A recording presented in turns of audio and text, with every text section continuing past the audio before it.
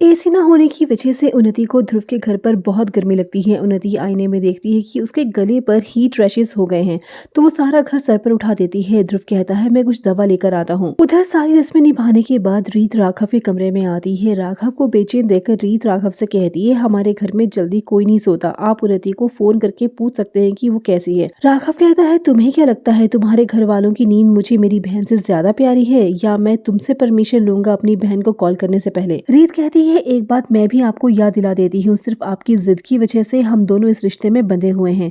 रिश्ता वही कामयाब होता है जिसे दोनों तरफ से निभाया जाए।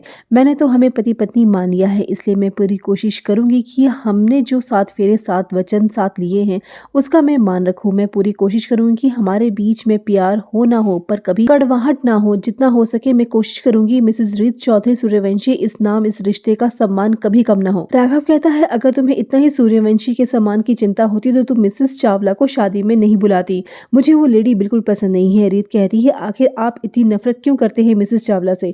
या राघव कहने वाला होता है कि वो मेरी माँ है, पर राघव रुक जाता है और फिर रीत के हाथ से गठबंधन लेता है और रीत से कहता है हम भले ही एक ही छत के नीचे रहेंगे, लेकिन हमारी दुनिया यहाँ अलग अलग रहेगी और ये गठबंधन तुम्हें याद दिलाएगा कि तुम्हें मेरी जिंदगी में कदम रखने की इजाजत नहीं है, न आज न कल न इस जन्म में और न अगले 7 जन्मों में। ये कहकर राघव कमरे से बाहर चला जाता है और रीत राघव की बातें सुनकर परेशान हो जाती है।